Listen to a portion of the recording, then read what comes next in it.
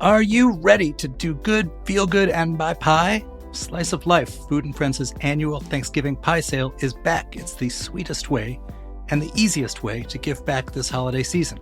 Every pie purchased provides one full day of free medically tailored meals to a neighbor living with serious illnesses like HIV, AIDS, or cancer. Order your pie by November 19th at sliceoflifedc.org. That's sliceoflifedc.org.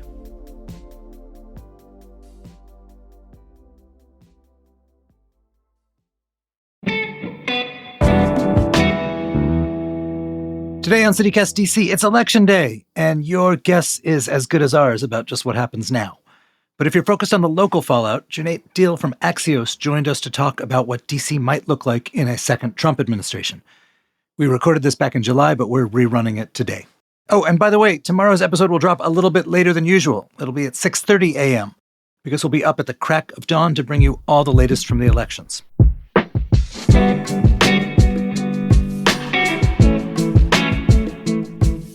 Today is Tuesday, November 5th, Election Day. I'm Michael Schaffer, and here's what DC is talking about.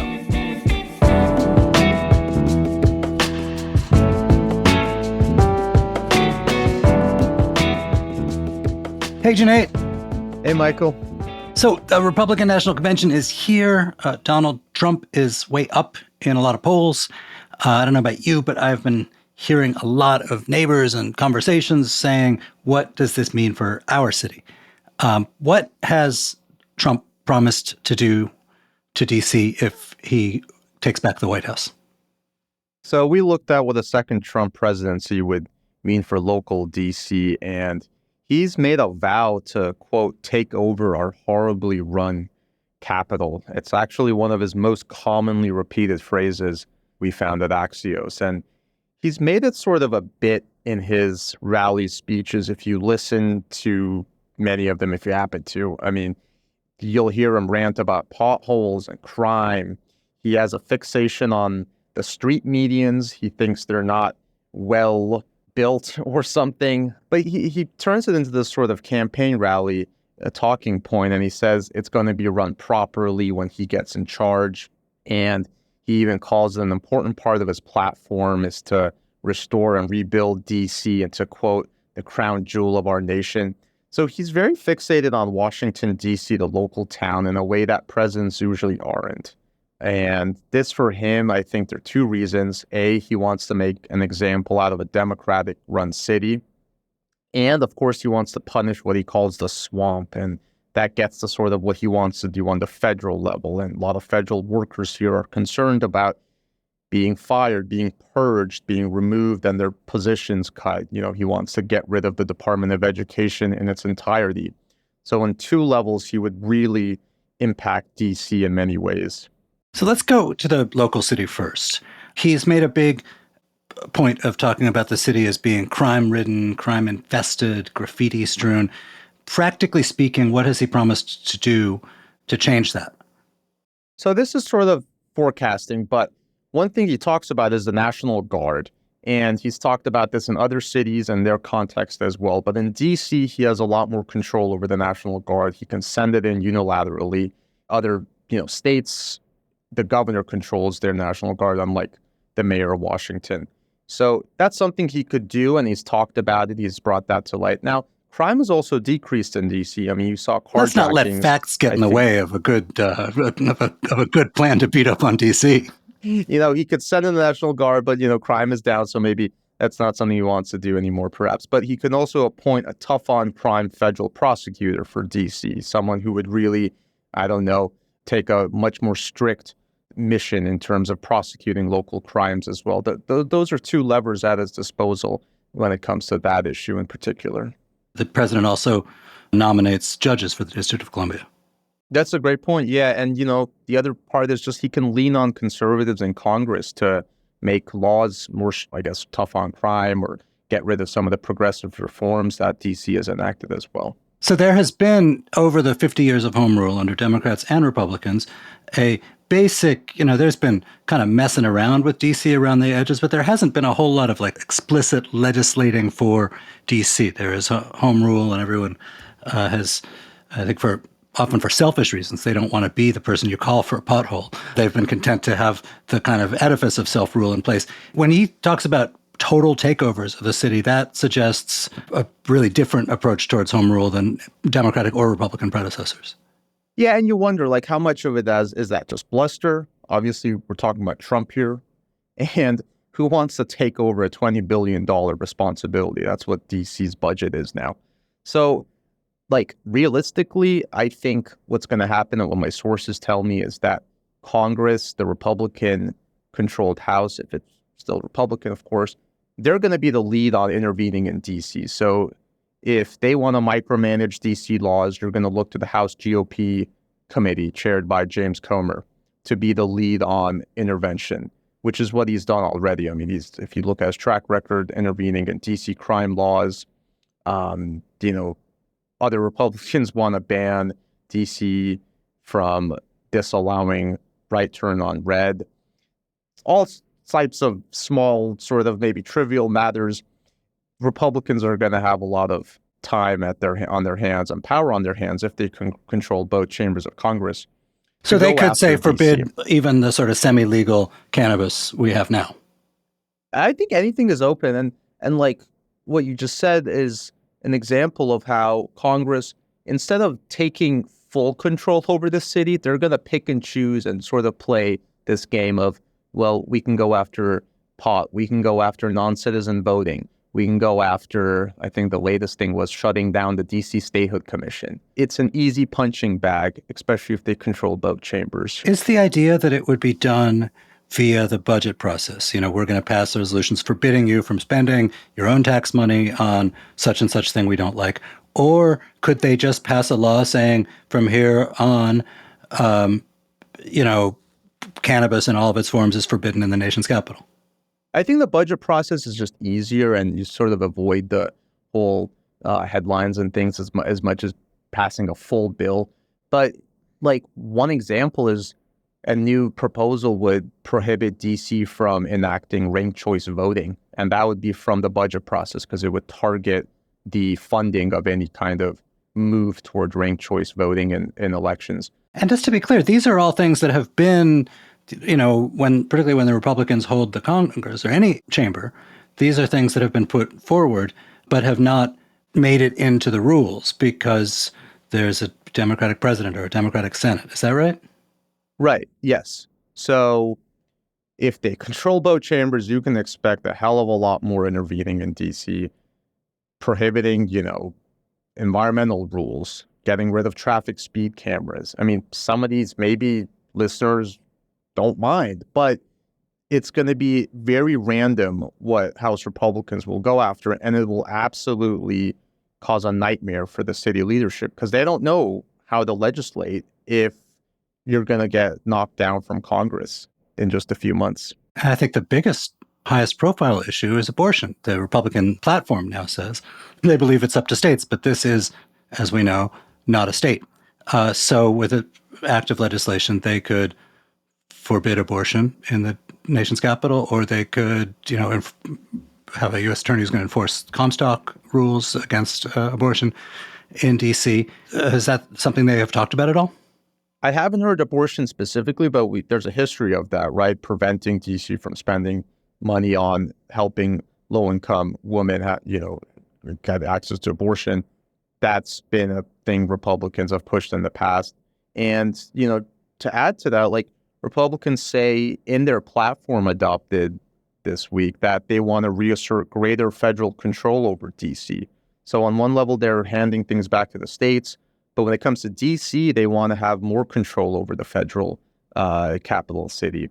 So I think all of that is an open question. If Republicans in Congress want to go that direction and look at abortion, I'm sure that's going to be on the agenda as well.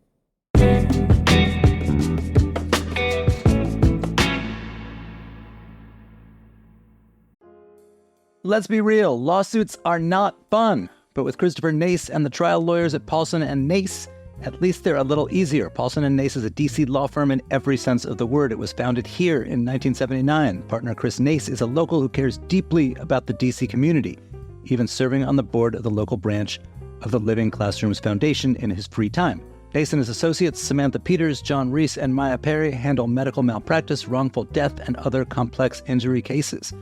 And they don't just settle every case. They'll go to court. They'll fight for you. Paulson & Nace has even been recognized as one of Best Lawyers' best law firms. So if you have been hurt or lost a loved one because of someone else's mistake or negligence, call Paulson & Nace for a no-obligation consultation. Visit www.paulsonandnace.com or call 202-463-1999. Who says you have to start New Year's resolutions in the new year? There is no time like the present to embark on a new goal, like learning a new language. The Alliance Française of Washington, D.C. offers language courses tailored to every level. The winter session starts on December 4th, and if you enroll by November 8th, you'll receive a $20 discount. So if you've ever dreamed of ordering your morning cafe in perfect French or discussing art and history with ease, now is your chance. But it's not just about the language courses. A membership with the Alliance Française of Washington, D.C. brings you into a vibrant community that celebrates all things French. You get exclusive access to cultural events, wine tastings, film screenings, and more. Visit www.francedc.org to start your journey. And don't forget, sign up by November 8th and you'll get $20 off tuition when you enroll. So in sort of a more wonky area, the federal government, the executive branch, controls appointments to a bunch of these sort of weird boards and commissions that the people who cover the city run into every now and then that actually have like a pretty big impact on the city, like the Commission on Fine Arts in particular. Right there in the Republican platform this year, there is a call for D.C. to be made beautiful, to not allow modernist or unconventional architecture, to focus on what they call classic architecture, sort of Roman, Greek, Thomas Jefferson kind of stuff. Yeah, they call it, in fact, they want to make it the most beautiful capital city. That's their slogan. And Trump has this preference for classical architecture. That's what he wanted the default for federal buildings to be. So, presumably a new FBI building would look less like a brutalist structure and more like something he would imagine out of ancient Rome. I don't know what he's really thinking when it comes to something like that, but there will be more micromanaging of decisions of that sort. Just the FBI building in specific, like he wants to keep it downtown. It's not something presidents usually personally get involved in.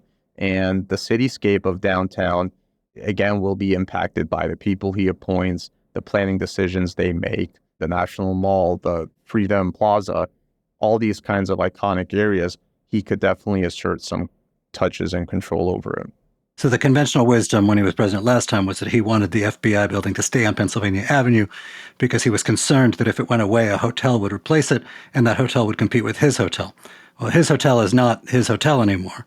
But you're saying that keeping the FBI in town is still a priority?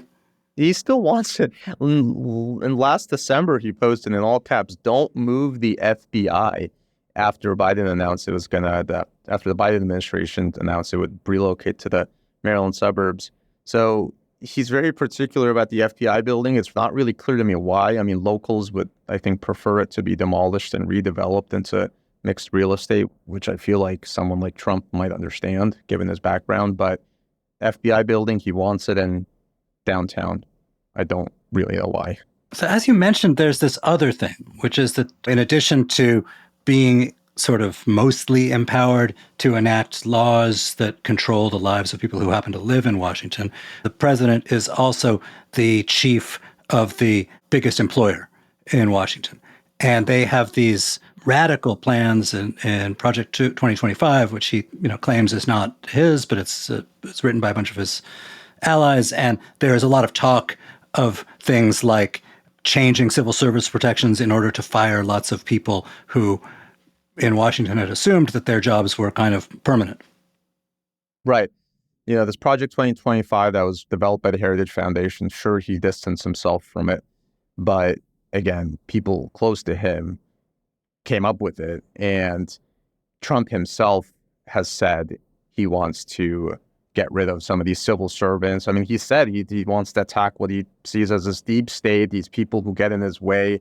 His dream regime is sort of a federal government that's not hostile to him, empowered by a conservative Congress and Supreme Court to back him up. And for locals living here, it's existential. The Heritage Foundation themselves have said the left is right to fear our plan to, quote, gut the federal bureaucracy. So they're very clear about what they want to do. And putting 54,000 loyalists, getting rid of the Department of Education, which is now part of the Republican plan, that's all going to affect what D.C. civil servants for years have lived in D.C. If tens of thousands of federal workers are put out of jobs, and most of them resident in the district or the Maryland or Virginia suburbs, what does that do to the local economy? Is there any sort of conventional wisdom about that? I don't know if there's been an analysis on that specifically, but I think there are around 300,000 federal workers who somewhat are based in D.C. They telework now.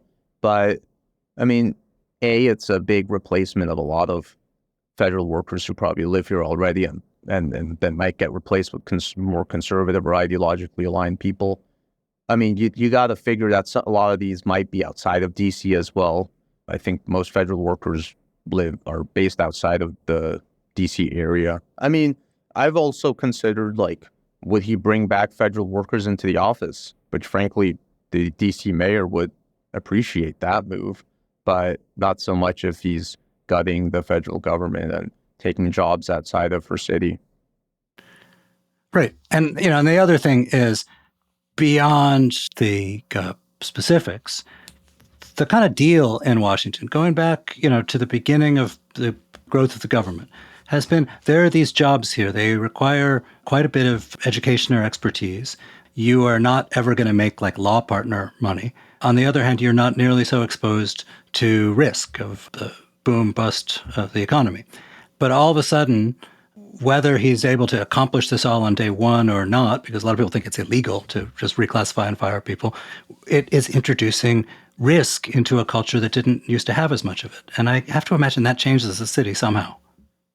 I think you're seeing already a lot of apprehension in D.C. right now leading up to the election, right? I mean, I think you can sort of feel that in the air. A lot of people's jobs and lives depend on it. And a lot of people are wondering, are they going to stick around 4 more years or leave or what's going to happen? And if you talk about a wholesale change of the culture of the federal government from something where you're a career civil servant and the idea is that your job is insured no matter who's in office, that really does change the planning and the economic livelihood of generations of people in D.C. for sure, and the broader region as well. I mean, we're still a region focused on the federal government for its economy, even if there's been some diversification that's been on the edges, really. D.C. local officials are looking at the same polls you and me are. Have they done any kind of advanced planning to try to improve their relationships on the Hill, on either side of the aisle, either to strengthen the spines of Democrats who they're going to need to filibuster stuff, or talk Republicans into not doing some of the stuff they want to do? I've reported before that Mayor Bowser has not done such a stellar job at cultivating ties on Capitol Hill. Now, maybe that may have changed in the past few months, but I would assume that generally they have somewhat of a relationship with Comer's office directly. I know one of her senior advisors speaks to Comer's office on RFK and the future of that land. But when it comes to these items like intervening in D.C. laws and election and rules, D.C. does not have a great strategy to go to battle against that kind of an assault. They'll send letters to the Hill. They'll do all that kind of stuff. Eleanor Holmes Norton will try and lobby behind the scenes, but it's not a effective strategy to preventing Republicans from intervening in D.C. The best they can do is hope for some kind of collaboration on something like RFK or something like bringing federal workers back to the office. But D.C. does not have a plan to fight back against the new assault. They haven't, even in the past 2 years, had a cohesive plan to fight back against the interventions from Congress. Hey, Cuneyt, thank you so much for being here.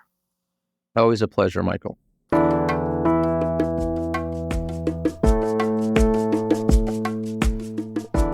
And that's all for today here on CityCast DC. If you enjoyed the show, why not tell a friend, rate the show, leave us a review, and subscribe to our morning newsletter. We'll be back tomorrow morning with more news from around the city. Bye.